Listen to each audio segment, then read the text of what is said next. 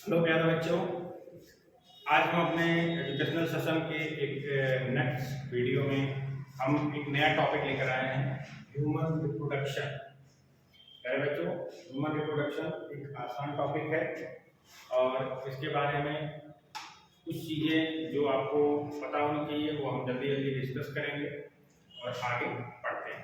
अगर हम बात करते हैं ह्यूमन रिप्रोडक्शन की, तो इसमें जो ह्यूमन रिप्रोडक्शन, हम लोग ह्यूमन ही अपने रिप्रोडक्शन के बारे में पढ़ना है, तो उसके लिए बेटा क्या है, ह्यूमन सबसे पहले बात बेसिक बात बताएं, ये सेक्सुअली रिप्रोडक्शन करता है।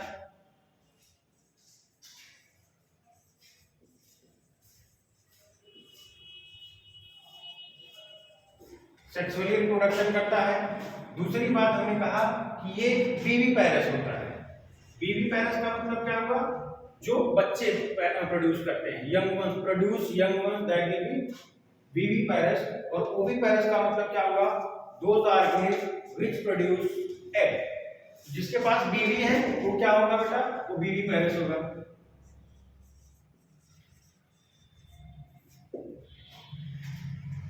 तो अगर हम ह्यूमन रिप्रोडक्शन की बात करें तो सबसे पहली बात आई कि ह्यूमन सेक्सुअली रिप्रोडक्शन करता है।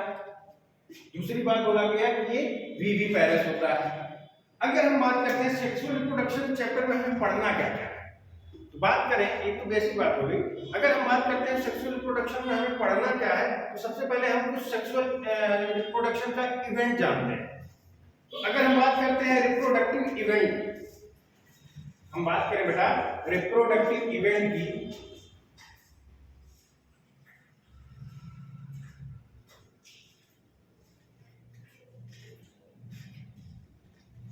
तो रिप्रोडक्टिव इवेंट में हम सबसे पहले क्या पढ़ेंगे बेटा, सबसे पहले बात करते हैं बेटा गैमेटोजेनेसिस।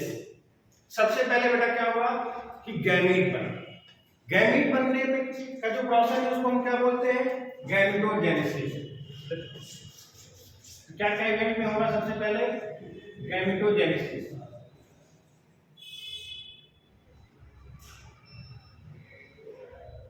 गैमेटोजेनेसिस। अब गैमीट बन गया। गैमीट बनने के बाद जो दूसरा काम है वो क्या है, इंसेमिनेशन। मतलब क्या हुआ कि अब male gamete female reproductive tract में इंटर कराना। अगर हम बात करते हैं इंसेमिनेशन का, तो बोला गया स्पर्म फीमेल रिप्रोडक्टिव ट्रैक में चला जाए, जाने की जो व्यवस्था की जाती है या पहुंचाने का काम जो है, जिसको बोला गया इंसेमिनेशन।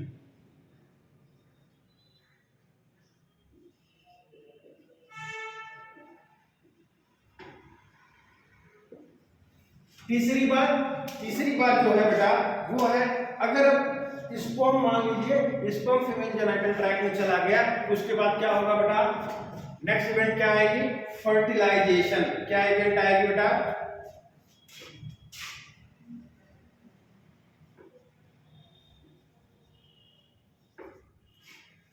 फर्टिलाइजेशन के बाद जो नेक्स्ट इवेंट आती है बेटा, फर्टिलाइजेशन हुआ। अब क्या होगा, फर्टिलाइजेशन होने के बाद जो नेक्स्ट इवेंट होती है बेटा, जाइगोट फॉर्मेशन।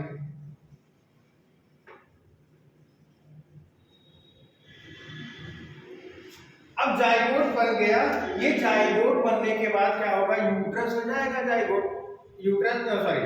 जाइगोट बनने के बाद जाइगोट डिवाइड होगा, एम्ब्रियो में कन्वर्ट होगा, एम्ब्रियो जाके यूट्रस में इम्प्लांट हो जाएगा। तो क्या होता है, नेक्स्ट इवेंट क्या होता है बेटा, अपना इम्प्लांटेशन।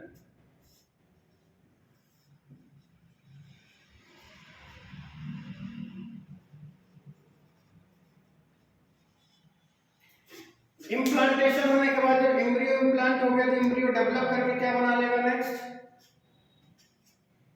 एम्ब्रियो जो है वो डेवलप करके बनाएगा फीटस। तो लगभग क्या होगा, 9 मंथ का जो गेस्टेशनल पीरियड होगा, तो क्या होगा नेक्स्ट इवेंट अपना गेस्टेशन।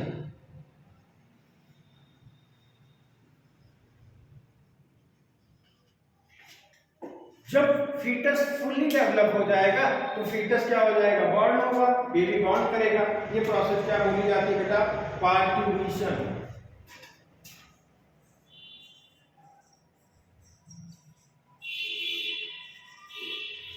हम ह्यूमन रिप्रोडक्शन में कितने इवेंट्स पढ़ेंगे, ये इवेंट ऑफ रिप्रोडक्शन। सबसे पहले क्या बनेगा, अगर सबसे पहले बात करते हैं तो ऑर्गेनिज्म मैच्योर होगा, प्यूबर्टी आएगी, प्यूबर्टी आने के बाद स्टार्ट होता है बेटा गैमेटोजेनेसिस। सबसे पहले क्या होगा? गैमेटोजेनेसिस, गैमीट का फॉर्मेशन होना शुरू होगा, गैमीट बनेगा मेल में भी फीमेल में भी। उसके बाद क्या होगा बेटा? जो गैमीट बना मेल गैमीट को फीमेल जेनिटल ट्रैक्ट में गया, वहां पे क्या हुआ? इंसेमिनेशन का प्रोसेस हुआ, मतलब स्पर्म फीमेल जेनिटल ट्रैक्ट में गया। जब स्पर्म फीमेल जेनिटल ट्रैक्ट में गया तो क्या बना? क्या किया उसने? मेल गैमेट और फीमेल गैमेट आपस में फर्टिलाइज हुए। फर्टिलाइज होने के बाद प्रोसेस क्या हुआ? जो male gamete female gamete fertilise हुए, प्रोसेस बोला गया बेटा फर्टिलाइजेशन। फर्टिलाइजेशन के बाद क्या होगा बेटा? जाइगोट बनेगा। जाइगोट से क्या बनेगा? एम्ब्रियो। एम्ब्रियो क्या होगा बेटा? यूट्रस में जाके इम्प्लांट होगा, प्रोसेस बोला गया इम्प्लांटेशन। उसके बाद क्या होगा? वो एम्ब्रियो डेवलप करेगा फीटस में। तो एक ड्यूरेशन, टाइम ड्यूरेशन होगा जब एम्ब्रियो डेवलप कर जाए फीटस में और फीटस फुली मैच्योर हो जाए, उसको बोलते हैं गेस्टेशनल पीरियड या जेस्टेशनल पीरियड। लास्ट में क्या होगा? फीटस बॉर्न करेगा। ये प्रोसेस बोली जाती है बेटा पार्टिशन। तो हम ये सारे इवेंट एक एक करके पढ़ेंगे। इतनी बात समझाई जा रही है बच्चों? यहाँ तक आपको कोई दिक्कत, किसी टर्म, किसी टर्मिनोलॉजी में कोई समस्या तो नहीं आनी चाहिए। अब नेक्स्ट हम देखते हैं बेटा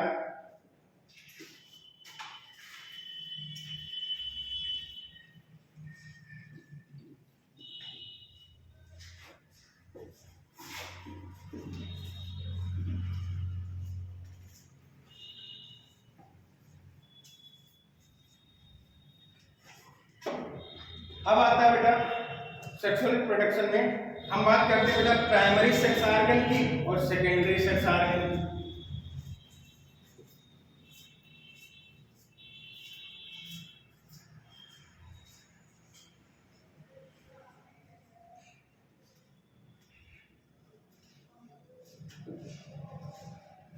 एक होता है बेटा प्राइमरी सेक्स ऑर्गन,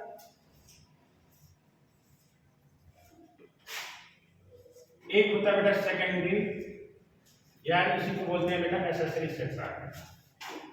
अब प्राइमरी सेक्स ऑर्गन मेल और फीमेल की अगर हम बात करें, दोनों में अलग अलग है। अगर हम बात करते हैं मेल की और हम बात करें बेटा फीमेल की, अगर हम बात करते हैं प्राइमरी सेक्स ऑर्गन, अब सबसे पहले सोचो प्राइमरी सेक्स ऑर्गन क्या है?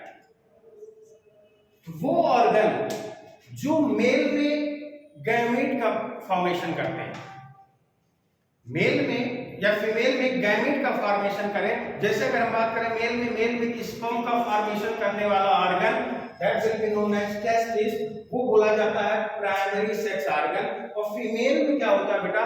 जो फीमेल में गैमीट को प्रोड्यूस करे, जो ओवा को प्रोड्यूस कर रहा है जो ऑर्गन, उसको हम बोलते हैं प्राइमरी सेक्स ऑर्गन। फीमेल में क्या हो जाएगा? ओवरी, और मेल में क्या हो जाएगा बेटा? टेस्टिस। एक बेटा प्राइमरी सेक्स ऑर्गन क्या है? वो ऑर्गन जो गैमीट प्रोड्यूस कर रहे हैं, गैमीट प्रोड्यूसिंग ऑर्गन। वो ऑर्गन जो गैमीट प्रोड्यूस कर रहे हैं उनको बोला गया primary sex organ. Primary sex organ अगर हम मेल की बात करें तो मेल में बेटा जो होता है वो टेस्टिस होता है, और फीमेल में क्या होती है बेटा? ओवरी।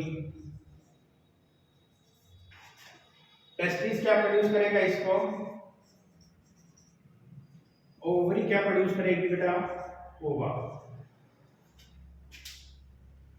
अब सेकेंडरी या एक्सेसरी सेक्स ऑर्गन क्या है? ये भी मेल और फीमेल में हम देखते हैं, मेल में और फीमेल में।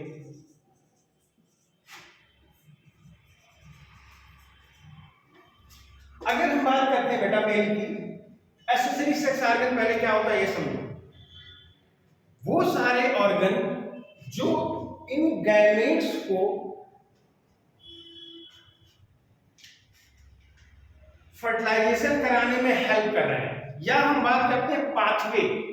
इस ये जो अगर हम बात करते हैं मेल की, मेल में स्पर्म को कंडक्ट करने के लिए जो जो पाथवे यूज हुए, या फीमेल में ओवा को कंडक्ट करने के लिए जो जो पाथवे यूज किए गए, बस उसी को समझना एक्सेसरी सेक्स ऑर्गन। ये केवल और केवल क्या करेंगे? पैसेज प्रोवाइड करेंगे, पाथ प्रोवाइड करेंगे गैमीट को कंडक्ट करने के लिए।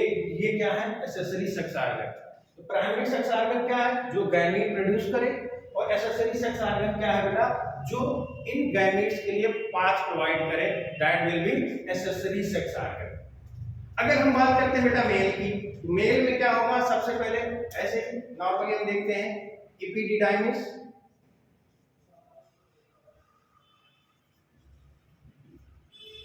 Was difference, seminal vesicle,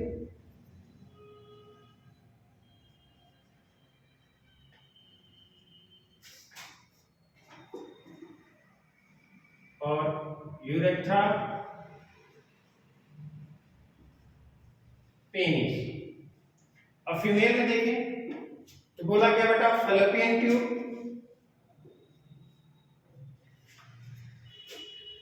vagina,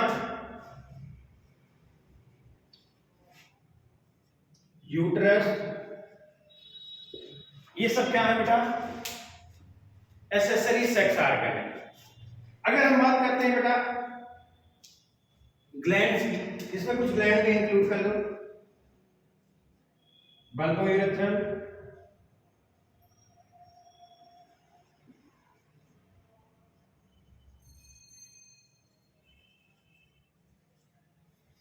यहां पे क्या है बेटा, बर्थोली,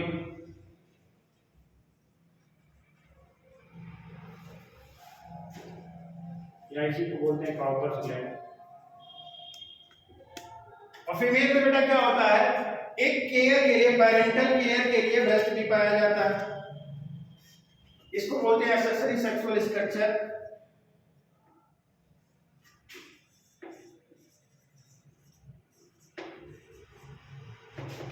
एक्सेसरी सेक्सुअल कैरेक्टर,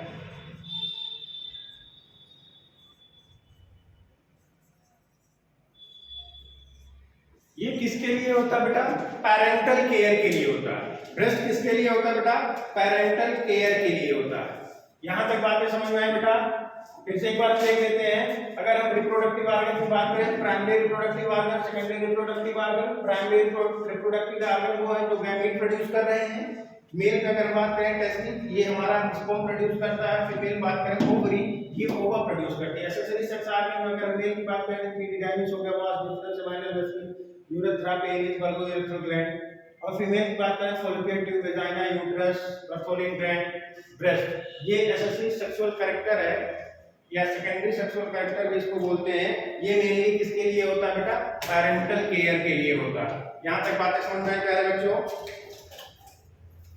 अब हम नेक्स्ट जो पढ़ेंगे, डेवलपमेंट पढ़ते हैं सेक्सुअल ऑर्गन का।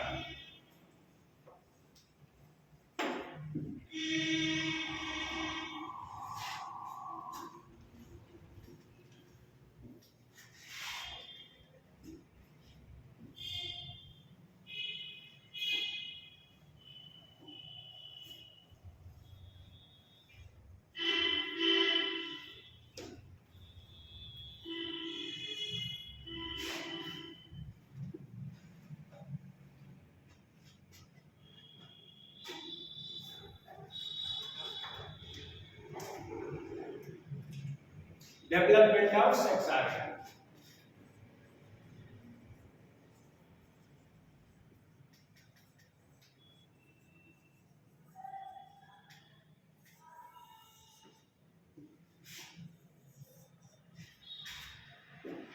अब इसमें देखना बेटा, जो प्राइमरी सेक्स ऑर्गन है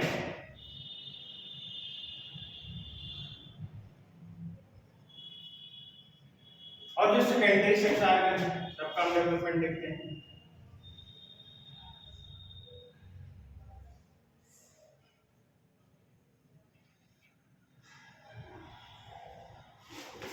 अगर हम बात करते हैं बेटा प्राइमरी सेक्स ऑर्गन का, तो ये एम्ब्रियोनिक मेसोडर्म से प्रोड्यूस होते हैं। किससे प्रोड्यूस होते हैं बेटा, एम्ब्रियोनिक मेसोडर्म। इससे embryonic mesoderm. Primary sex organ बेटा किससे प्रोड्यूस हुए, एम्ब्रियोनिक मेसोडर्म से। एम्ब्रियोनिक मेसोडर्म की अगर बात करें, ये हमारे प्राइमरी सेक्स ऑर्गन को प्रोड्यूस करता है। अगर हम बात करते हैं टेस्टिस की और ओवरी की, ये हमारे सेक्स ऑर्गन है, प्राइमरी सेक्स ऑर्गन। ये किससे डेवलप हुए, एम्ब्रियोनिक मेसोडर्म से। और जो टेस्टिस होता है बेटा ये इंट्रायूटेराइन लाइफ में एब्डोमिनल कैविटी, और ओवरी जो होती है वो भी इंट्रायूटेराइन लाइफ में एब्डोमिनल कैविटी में ही पाए जाते हैं। जो टेस्टिस होता है ड्यूरिंग चाइल्ड बर्थ ये डिसेंड कर जाता है एक्स्ट्रा एब्डोमिनल कैविटी, एक पाउच लाइक कैविटी होती है जो हमारे एब्डोमेन से बाहर होती है, जिसको हम क्या बोलते हैं, स्क्रोटम। क्या बोलते हैं बेटा, स्क्रोटम। लेकिन अगर हम बात करते हैं फीमेल की, तो फीमेल में जो ओवरी होता है वो इनसाइड एब्डोमिनल कैविटी में ही प्रेजेंट होती है, वो कहीं और डिसेंड करके नहीं जाती। इतनी बात समझ में आई बेटा। अगर हम बात करते हैं सेकेंडरी सेक्स ऑर्गन की, तो बोला गया यहाँ पे दो चीजें होती है, एक होता है बेटा वुल्फियन डक्ट, एक होता है Mullerian duct.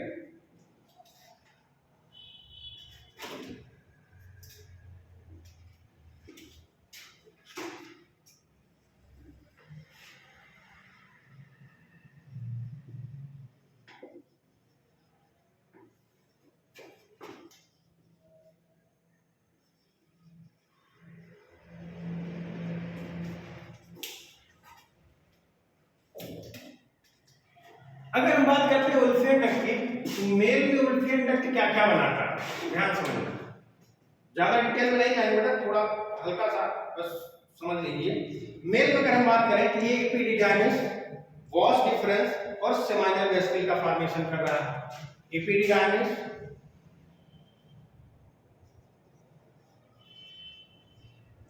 Was difference, seminal vesicle. और मुलेरियन डक्ट, मुलेरियन डक्ट को एक और नाम दिया जाता है बेटा, पैरामीजोनेफ्रिक डक्ट। क्या नाम दिया जाता है, पैरामीजोनेफ्रिक डक्ट।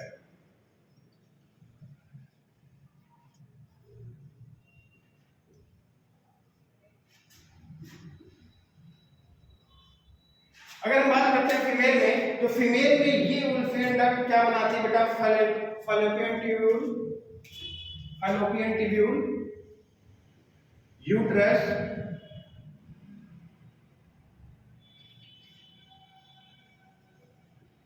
नेक्स्ट बेटा वेजाइना। ठीक बेटा। अगर हम बात करते हैं दो एम्ब्रियोनिक डेवलपमेंट में बेटा दो हमको डक्ट मिलती हैं, एक बोलते हैं वुल्फियन डक्ट, दूसरा होता है बेटा मुलेरियन डक्ट। वुल्फियन डक्ट में मेल जो बनता है बेटा epididymis, was difference, seminal vesicle, और जो मुलेरियन डक्ट है इसको बोलते हैं पैरामीजोनेफ्रिक डक्ट। इसमें क्या होता है, फीमेल में ये बनाता है बेटा फैलोपियन ट्यूब, यूट्रस और वेजाइना। क्या क्या बनाता है, फैलोपियन ट्यूब, यूट्रस और वेजाइना। इतनी बातें समझ में आई प्यारे बच्चों, यहां तक कोई कष्ट, कोई दिक्कत? चलो बेटा हम आगे पढ़ते हैं बेटा मेल रिप्रोडक्टिव सिस्टम। यहां तक हमें लगता है समझने में कोई दिक्कत नहीं आई होगी।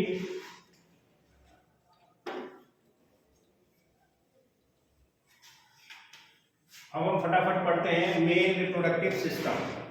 मेल रिप्रोडक्टिव सिस्टम में बेटा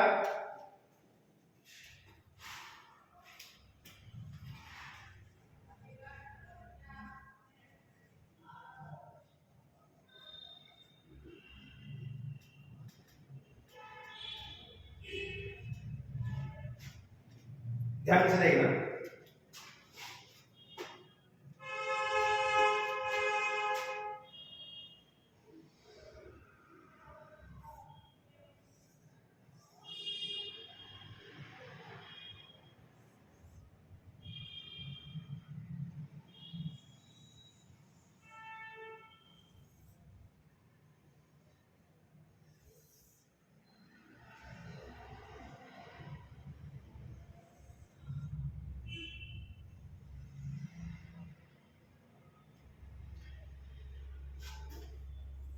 ये है यूरिनरी ब्लैडर,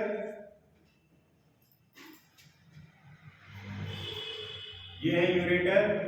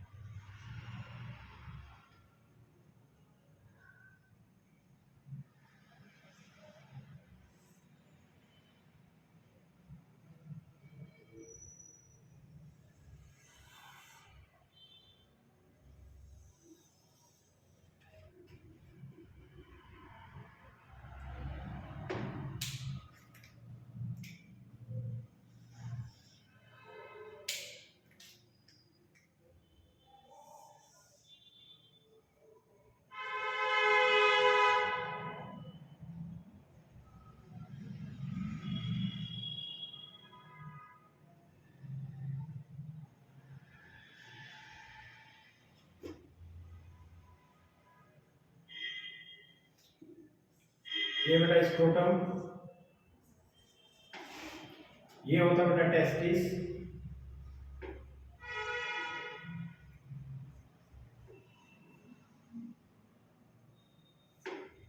ये है बेटा एपिडिडाइमिस,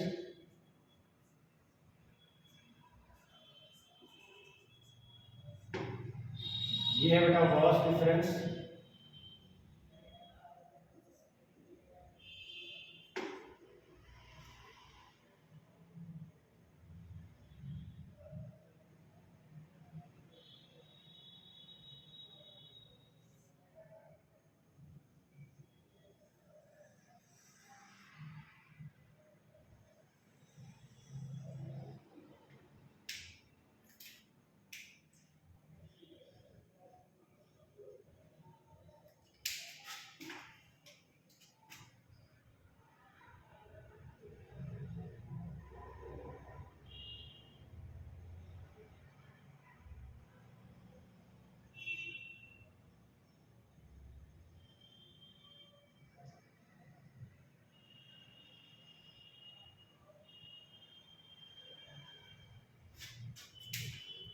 यहाँ बेस ऑफ पेनिस पे ग्लैंड पाई जाती है,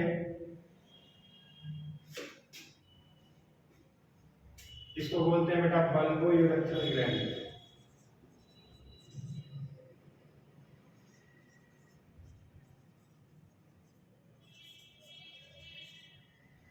ये बेटा प्रोस्टेट ग्लैंड,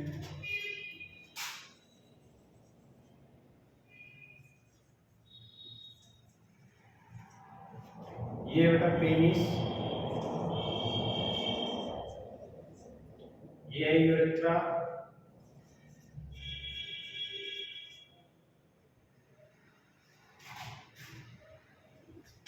यहाँ पे एक ग्लैंड पाई जाती है, इसको बोलते हैं सेमाइनल वेसिकल। यहां से लेकर बेटा यहां तक इसको बोला जाता है इजैकुलेटरी डक्ट। क्या बोला जाता है बेटा? Ejaculatory duct.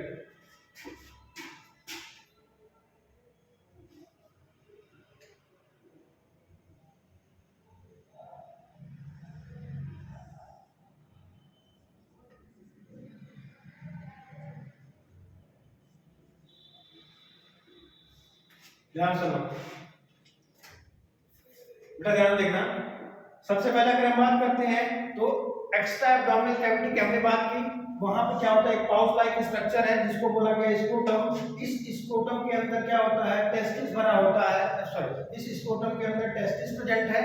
अब टेस्टिस की अगर हम बात करें तो क्या होता है कि टेस्टिस के ऊपर क्या होता है, एक ऐसे जो है इस तरह के ओवरलूप करते हुए स्ट्रक्चर पाया जाता है जिसको हम बोलते हैं एपिडिडाइमिस। एपिडिडाइमिस से एक नली या एक ट्यूब्यूल बाहर निकलती है जो इस यूरेटर को लूप ओवर करती है। मान लो यूरेटर है, इस यूरेटर को ऐसे लूप ओवर करेगी।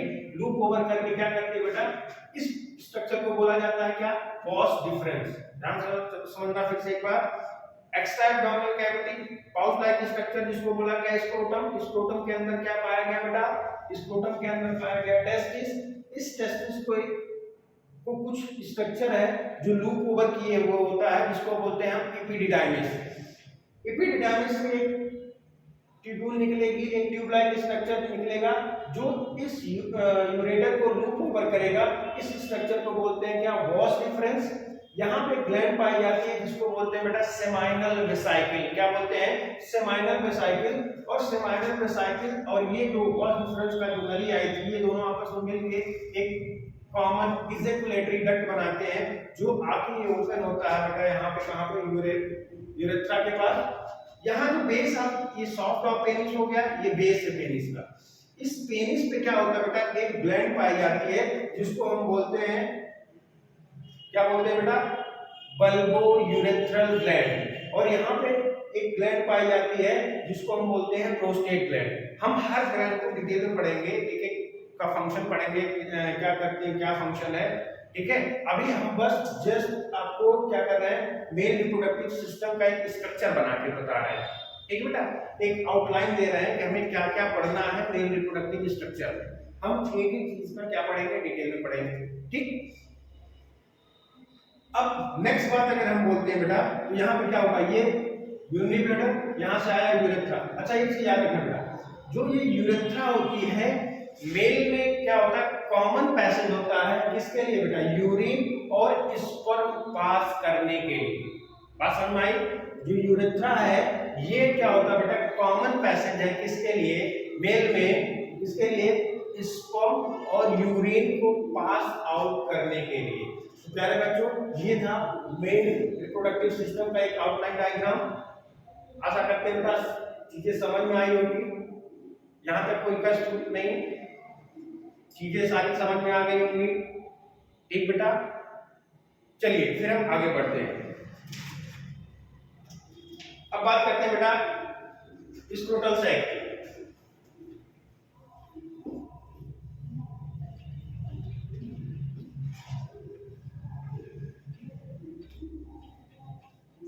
अच्छा आपके मन में एक क्वेश्चन आया होगा कि मेल में जो टेस्टिस होता है वो एक्स्ट्रा एब्डोमिनल कैविटी में क्यों रहता है, स्क्रोटम में क्यों पाया जाता है, जबकि फीमेल में जो ओवरी होती है वो इनसाइड एब्डोमिनल कैविटी ही पाई जाती है। इसका आंसर बेटा कि स्पर्मेटोजेनेसिस के लिए जो रिक्वायर्ड टेम्परेचर होता है वो टेम्परेचर हमारी बॉडी का जो नॉर्मल टेम्परेचर है उससे कम होना चाहिए। कितना कम होना चाहिए, 2 to 2.5 डिग्री सेंटीग्रेड।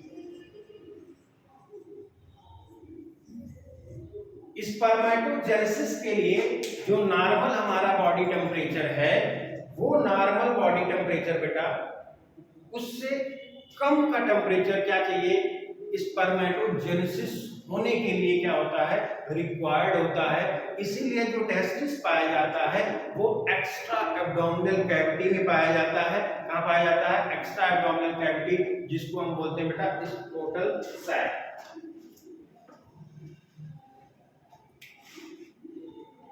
बात करते हैं बेटा स्क्रोटम या स्क्रोटल सैक।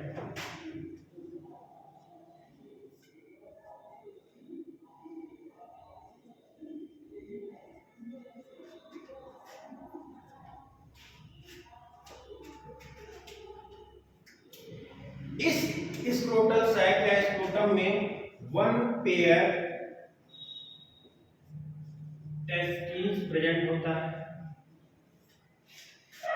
इस स्क्रोटल सैक की अगर हम बात करें इसमें एक पेयर क्या होता है बेटा, टेस्टिस प्रेजेंट होता है और इसका टेम्परेचर जो होता है वो क्या होता है, 2 to 2.5 डिग्री सेंटीग्रेड हमारी बॉडी टेम्परेचर से क्या होता है बेटा, कम होता है। ठीक प्यारे बच्चों, यहाँ तक समझ में आया? अच्छा एक चीज याद रखिए, एक वर्ड आता है क्रिप्ट ऑर्किडिज्म, एक वर्ड आता है क्रिप्ट ऑर्किडिज्म। इसका मतलब क्या होता है कि इसका मतलब ये होता है बेटा, अगर हमने अभी बताया जब हम पैदा हो रहे होते हैं तो क्या होता है, हमारा टेस्टिस हमारे एब्डोमिनल कैविटी से क्या होता है बेटा, डिसेंड करके कहां चला गया, स्क्रोटल सैक में। अगर टेस्टिस फेल्ड हो गया किस चीज के लिए, डिसेंड करने के लिए, हमारा बर्थ हुआ या किसी बच्चे का बर्थ हुआ लेकिन उसका टेस्टिस क्या हो गया, फेल कर गया डिसेंड करने के लिए, कहां पे, स्क्रोटल सैक में नहीं आया।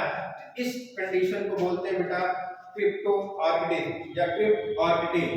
इसको ज्यादा डिटेल में नहीं पढ़ना, बस ऐसे समझ लेना है। अच्छा अगर टेस्टिस फेल कर गया किसमें, डिसेंड होने में, तो हम क्या करते हैं बेटा, सर्जरी के थ्रू उस टेस्टिस को डिसेंड करा देते हैं। इस वर्ड को, इस कंडीशन या इस वर्ड को बोलते हैं क्या, आर्कीप्लेक्सी। क्या बोलते हैं बेटा, आर्कीप्लेक्सी। अगर हम सर्जरी के थ्रू जो अनडिसेंडेड टेस्टिस है उसको कहां पे पहुंचा दें, स्क्रोटल सैक के पास पहुंचा दें या स्क्रोटल सैक में पहुंचा देते हैं, ये कंडीशन बोली जाती है बेटा आर्कीप्लेक्सी। क्या बोली जाती है, आर्कीप्लेक्सी। अब हम बात करते हैं बेटा स्क्रोटल सैक के स्ट्रक्चर। ध्यान से देखिएगा स्क्रोटल सैक की स्ट्रक्चर।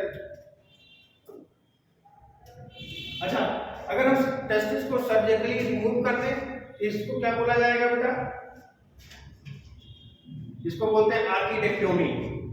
अगर हम टेस्टिस को सर्जिकली रिमूव करें इसको हम बोलते हैं क्या, आर्किटेक्टोमी। ठीक बेटा, चलो इसको हम नहीं पढ़ना है, अब हम पढ़ते हैं बेटा क्या, स्क्रोटल सैक का स्ट्रक्चर देखते हैं। बस 2 मिनट का टॉपिक है।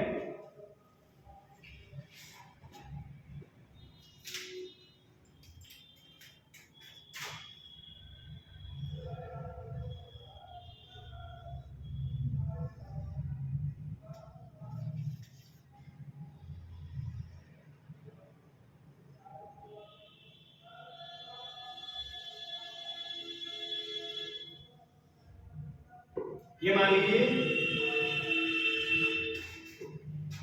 एक टेस्टिस का स्क्रोटल सैक का स्ट्रक्चर। ये जो दो स्ट्रक्चर आपको दिख रहे हैं, इसको बोलते हैं बेटा इंग्वाइनल कैनाल। क्या बोलते हैं,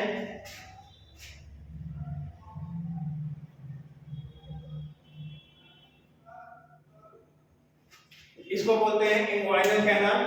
दो अलग अलग चैम्बर होता है। अब यहां से क्या होता है, यहाँ एक मसल्स पाई जाती है।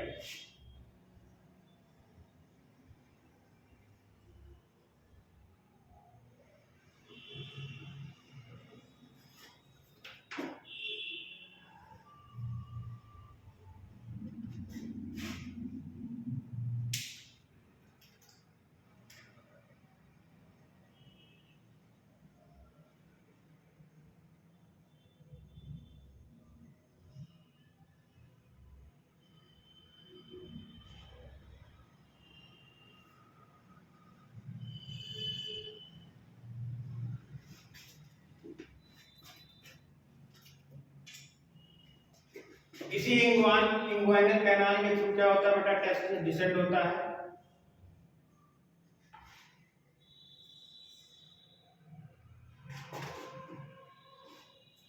छोटा बड़ा नहीं होता, एक जैसा होता है। कोई कहेगा हमारा छोटा बड़ा,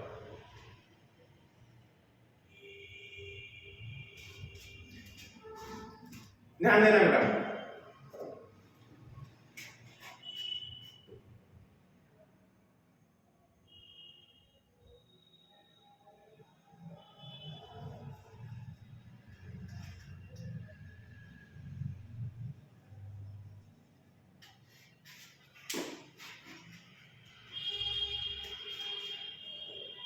यहाँ एक स्प्रिंग लाइक स्ट्रक्चर हमने बताया, इसको बोलते हैं क्या, क्रीमास्टर मसल। क्या बोलते हैं बेटा, क्रीमास्टर मसल।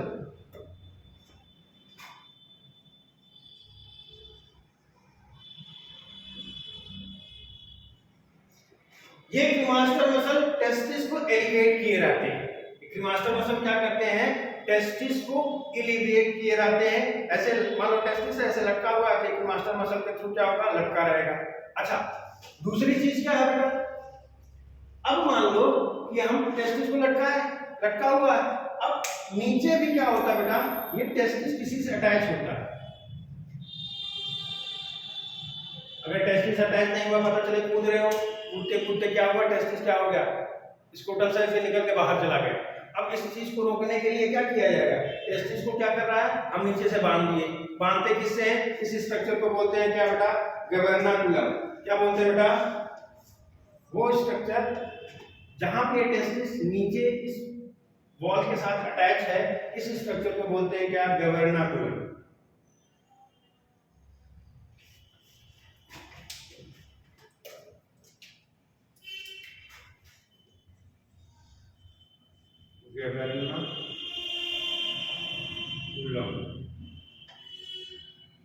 अच्छा, ये जो स्ट्रक्चर है बेटा, इसको बोलते हैं फेसिया।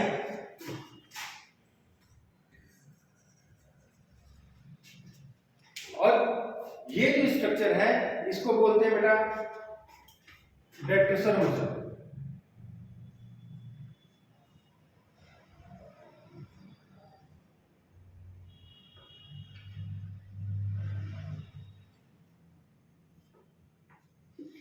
इस मसल का खास बात क्या होती है,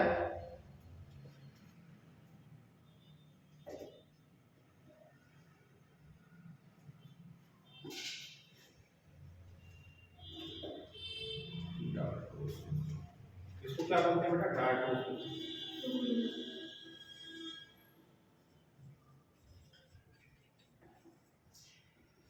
इस मसल की खास बात क्या होती है बेटा, ये जो मसल्स होती है ये इनवॉलेंट्री है। कैसी है?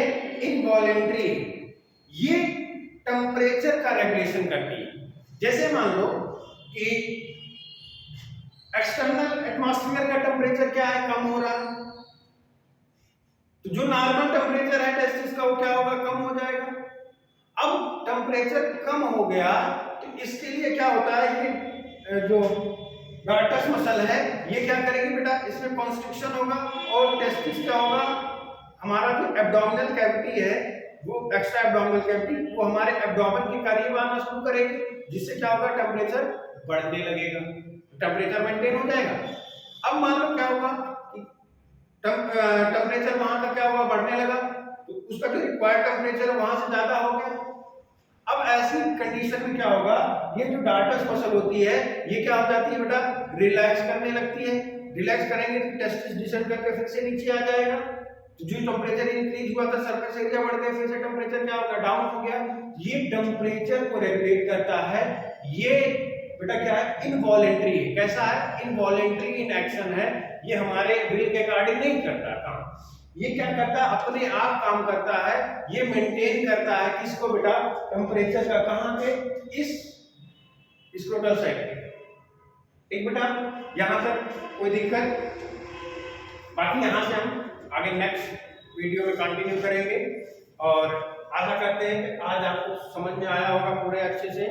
ये जो रिप्रोडक्टिव टॉपिक है हम पूरा अच्छे से डिटेल समझेंगे और सारी चीजें पढ़ेंगे। बाकी बेटा ओके।